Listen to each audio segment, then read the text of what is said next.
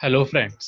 आज हम बात करेंगे गुजरात गैस कंपनी के बारे में और मैं आज आपको बताऊंगा भी कि इस कंपनी के बारे में हम क्यों बात कर रहे हैं और इसके हम जो क्वार्टरली रिजल्ट आए हैं उसका एनालिसिस भी करेंगे और हम इस कंपनी का थोड़ा हिस्टोरिकल पर्सपेक्टिव भी देखेंगे फंडामेंटल इन्वेस्टर के पॉइंट ऑफ व्यू से और समझेंगे कि एक फंडामेंटल इन्वेस्टर को इस स्टॉक के साथ अब क्या करना चाहिए। अगर आपने ऑलरेडी बाय किया हुआ है तो क्या आपको होल्ड करना चाहिए, सेल करना चाहिए, या आपको फ्रेश पोजीशंस लेना चाहिए, या आपको इसमें इन्वेस्ट करना चाहिए।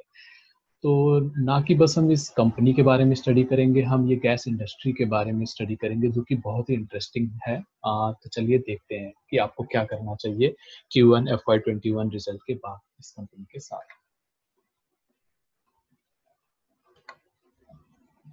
तो जैसा कि मैंने आपको बताया कि सबसे पहले हम इस इंडस्ट्री के बारे में समझेंगे, ये गैस इंडस्ट्री।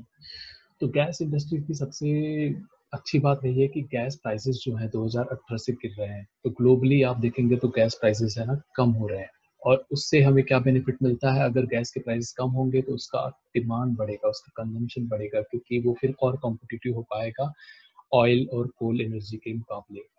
और दूसरा बेनिफिट है गैस के साथ कि ये क्लीन है एज कम्पेयर टू, अगर आप कंपेयर करेंगे इसका ऑयल और कोल के साथ, तो फिर अगर आपको एनर्जी जो गैस से मिलती है वो बहुत ज़्यादा क्लीन है as compare to oil and coal.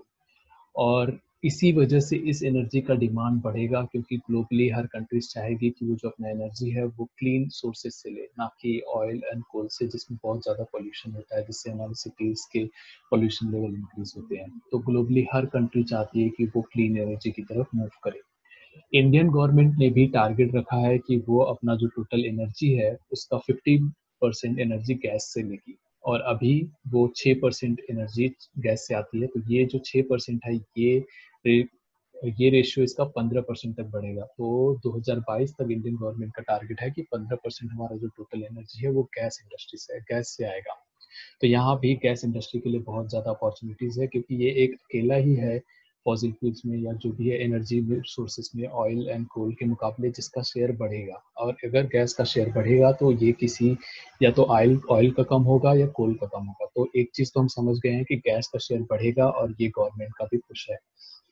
और जो एक्सपेक्टेड ग्रोथ है वो FY 2018 से FY 2030, ये पुराना रिसर्च है जो मैं अभी बता रहा हूँ आपको, कि ये एक्सपेक्टेड ग्रोथ ग्रोथ जो है गैस कंजप्शन वो 10% का रहेगा। तो ये जो इंडस्ट्री है इसका खुद का ग्रोथ, पूरी इंडस्ट्री का ग्रोथ ही 10% होने वाला है 2030 तक। तो यहाँ भी हमें बताता है कि इंडस्ट्री बहुत ही इंटरेस्टिंग है, बहुत ही इंटरेस्टिंग दौर से, अपने ग्रोथ के दौर से गुजर रही है। और जैसा कि हम जानते हैं इलेक्ट्रिक व्हीकल्स के बारे में कोई क्लियर पॉलिसी आई नहीं है हमारे गवर्नमेंट से, और जब तक कोई क्लियर पॉलिसी और सपोर्ट नहीं आएगा इलेक्ट्रिक व्हीकल्स इंडिया में नहीं आ सकते, क्योंकि उसके लिए बहुत सारे रोड ब्लॉकर हैं। और जैसे कि हम जानते हैं CNG व्हीकल्स ऑलरेडी इंडिया में चल रहे हैं, उनका नेटवर्क भी अच्छा है। तो हम अगर क्लीनर एनर्जी की तरफ बढ़ेंगे तो ऑल लोग प्रिफर करेंगे CNG व्हीकल बाय करना, या हाइब्रिड जिसमें CNG भी हो और दूसरे भी ऑप्शन अवेलेबल हो। तो आप अगर न्यूज़ में पढ़ेंगे तो मारुति सुजुकी भी ज़्यादा फोकस कर रही है कि वो CNG व्हीकल्स मार्केट में लाए, क्योंकि CNG स्टेशन काफ़ी अच्छे पड़े हुए हैं हमारे पास। तो हमें और इंफ्रास्ट्रक्चर पुश की जरूरत नहीं है गवर्नमेंट की तरफ से। तो हम लोग देख रहे हैं कि हर तरफ से हमें गैस इंडस्ट्री बहुत ही प्रॉफिटेबल लग रही है। अगर हम एनर्जी सेक्टर में देखें तो ये ऑयल और कोल से क्लीन है, इसके कॉस्ट भी रिड्यूस हो रहे हैं, गवर्नमेंट का भी पुश है, और इसका जो कंजम्पशन है स्टडी के मुताबिक 10% इंक्रीज होगा एवरी ईयर फ्रॉम 2018 टू 2030। और इलेक्ट्रिक व्हीकल तो हम जैसे अभी हालात चल रहे हैं, गवर्नमेंट इसके लिए कोई इंसेंटिव दे नहीं पाएगी, मुझे नहीं लगता दे पाएगी। तो आप सोच समझ सकते हैं कि 3-4 साल तक और इस इंडस्ट्री का बहुत अच्छा टाइम चलेगा। हाँ, इस कंपनी में एक प्रॉब्लम है कि जो एग्जिस्टिंग फॉसिल फ्यूल है वो बहुत ही ज़्यादा मात्रा में प्रेजेंट है और अवेलेबल है और एक्सेसिबल भी है, लोगों को आसानी से मिल जाता है, उसका नेटवर्क बहुत अच्छा है। तो वहाँ से इसको थ्रेट आ सकता है। जैसे कि अभी ये खराब दौर चल रहा है तो शायद ये गवर्नमेंट जो पुश है उसमें थोड़े रिलैक्सेशन दे दे कि आप कोल यूज़ कर लीजिए, तो वहाँ से इसको थ्रेट है। बाकी कोई इसका इंडस्ट्री को थ्रेट नहीं है। ये तो हो गया इंडस्ट्री आउटलुक। अब हम समझ चलते हैं और ये गुजरात गैस के बारे में समझते हैं कि कंपनी करती क्या है। तो ये जो गुजरात गैस है वो इंडिया की सबसे बड़ी सिटी गैस डिस्ट्रीब्यूटर है। सिटी गैस डिस्ट्रीब्यूशन में और भी प्लेयर्स हैं जिसमें गुजरात गैस सबसे बड़ा है। ये company PNG pipe natural gas को डोमेस्टिक कमर्शियल और इंडस्ट्रियल कंज्यूमर को सप्लाई करती है, और इसके सीएनजी स्टेशन भी है जो कि हम लोग अपने व्हीकल सीएनजी व्हीकल्स के लिए यूज़ करते हैं, तो उसमें भी इसका प्रेजेंस है। तो अगर हम देखें इसका मार्केट शेयर गुजरात गैस का, तो डोमेस्टिक में अगर आप देखेंगे तो डोमेस्टिक में गुजरात गैस 30% मार्केट इसका है, और बाकी 70% में बाकी सारे प्लेयर्स हैं। कमर्शियल में 47% मार्केट गुजरात गैस का है।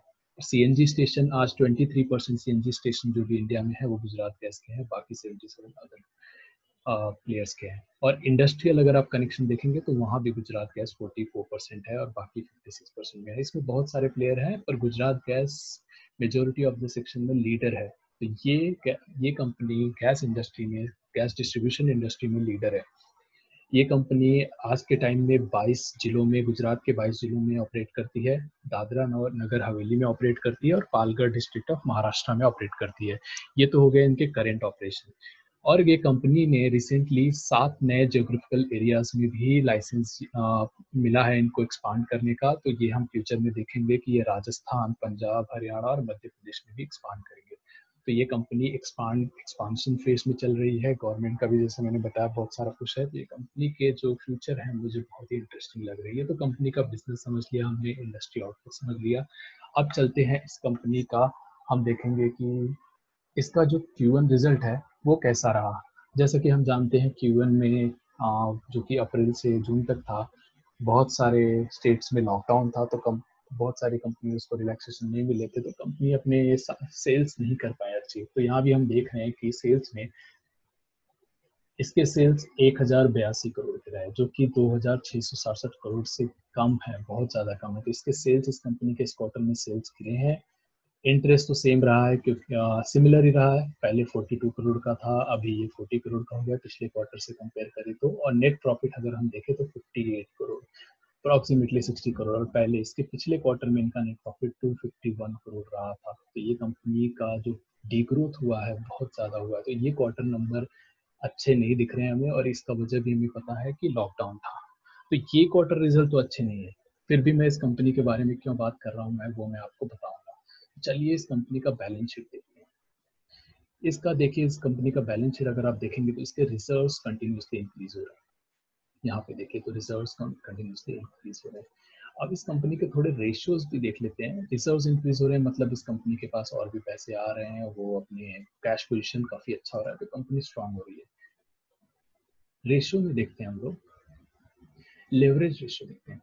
तो डेट टू इक्विटी देखिए आप, तो ये कंपनी ने कंटिन्यूसली 2017 में इनका डेट टू इक्विटी 1.3 था। इस कंपनी का डेट बहुत हाई था। फिर 2018 में 1.19 किया इन्होंने, फिर 0.95 और 2020 में 0.55। तो इस कंपनी ने 2020 तक कंटिन्यूसली अपने डेट को कम किया है। तो ये बहुत ही पॉजिटिव न्यूज़ है, बहुत ही पॉजिटिव बात है इस एक स्टॉक के लिए कि उसका अगर डेट कम हो रहा हो। और जैसे कि मैंने बताया ये डेट कम भी हो रहा है, इनके बिजनेस भी बहुत अच्छे चल रहे हैं। ये तो लॉकडाउन हो गया इसलिए ये क्वार्टर खराब रहा, लेकिन इस इंडस्ट्री का आउटलुक जैसा कि हमने देखा बहुत ही अच्छा है, और अगले 3-4 साल तक ये इंडस्ट्री का आउटलुक और भी अच्छा रहेगा, उसका अच्छा रहने की उम्मीदें हैं। इनका वैल्यूएशन रेशियो अगर आप देखें तो आज के टाइम में मार्च 2020 का है, ये पी इनका 11.31 था। तो ये आज के टाइम में आई थिंक इनका पी 17 है, पर आप इनका हिस्टोरिकल पी देखिए 2019 में 52 पे थी, 58 पे थी। तो ये जो पी अभी आपको दिख रहा है ये कम है, और इसका वजह भी है क्योंकि इनका डीग्रोथ आया है कंपनी में। वरना जब कंपनी इतने अच्छे समय में थी तो उसका पी देखिए 18 से बढ़ के 58-52 हुआ था, क्योंकि इस कंपनी में ग्रोथ बहुत अच्छा आया था। प्राइस टू बुक भी देखिए तो आज के टाइम में कम हुआ है, पर इनका पुराना हिस्टोरिकल प्राइस टू बुक देखें तो वो अच्छे रहे। 2017 से इस कंपनी में अच्छा खासा ग्रोथ देखने मिला है, 17, 18, 19 में। 20 में भी अच्छा ग्रोथ रहा है। अब ये क्वार्टर इनका खराब रहा, आगे के क्वार्टर में हमें देखना पड़ेगा लॉकडाउन कैसे रहता है। पर जैसा कि मैंने बताया इनका फ्यूचर जो है अगले 3-4 साल बहुत अच्छा रहेगा। हाँ, बस हमें इंतजार करना होगा कोरोना कैसे खत्म होता है। और आप देखिए अगर पिछले 3 साल के CAGR जो सेल्स रहे हैं वो 30% का ग्रोथ रहा है, और प्रॉफिट में तो 102% का ग्रोथ रहा है। तो इस कंपनी का जो हिस्टोरिकल ग्रोथ हमें दिख रहे हैं 2018, 2019, 2020 में बहुत ही अच्छे आए हैं, और इसके अगले 3-4 साल भी अच्छे रहने की उम्मीद है। हाँ, ये साल को हमें एक्सेप्शन मान के हटाना पड़ेगा। ये साल इस कंपनी में ग्रोथ कम मिलेगा। इस कंपनी के बहुत सारे, जैसा कि हमने देखा CNG में है, उसमें भी नुकसान हुए होंगे, बहुत कम गाड़ियाँ बाहर निकली है इस क्वार्टर में। फिर हमें जैसे बताया बहुत सारी कंपनीज भी बंद थे, तो वहाँ भी कंजम्पशन कम हुआ होगा, तो इस कंपनी के सेल्स बहुत कम हुए, तो ये क्वार्टर हमें इग्नोर करना पड़ेगा। अब ये क्वार्टर हमें खराब रिजल्ट जो दिख रहे हैं, इससे हमें अपॉर्चुनिटी मिल सकती है इस कंपनी में एंटर करने की। अगर इस कंपनी का करंट ट्रेडिंग देखें तो आज के टाइम ये 309 310 के आसपास ट्रेड कर रही है, आज ही 1.34% अप रहा है। तो ये कंपनी आज भी बहुत हाई वैल्यूएशन पे ट्रेड कर रही है, और इसका जैसे रीजन मैंने बताया कि इसके हिस्टोरिकल जो ग्रोथ रहे हैं पिछले 3 साल के, बहुत ही अमेजिंग रहे हैं, और इस इंडस्ट्री का फ्यूचर भी बहुत स्ट्रांग होने वाला है। अगर आप देखें पिछले 2 साल का इसका चार्ट, तो ये जो लो है इसका 115 के लो से, और ये 305 पे आ गई, ये ऑलमोस्ट अपने 52 वीक हाई के आसपास ट्रेड कर रहा है। इस कंपनी में फॉल भी उतना ज़्यादा नहीं आया था जितना हमने बाकी शेयर्स में देखे हैं मिड कैप में।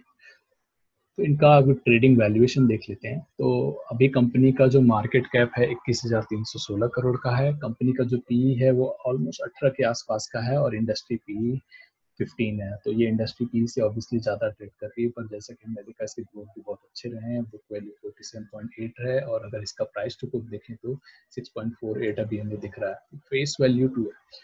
तो इस कंपनी का अगर हम कंक्लूजन निकालें तो अभी क्या है, ये क्वार्टर तो उतने अच्छे नहीं रहे, और उस ये हमें एक्सपेक्टेड था।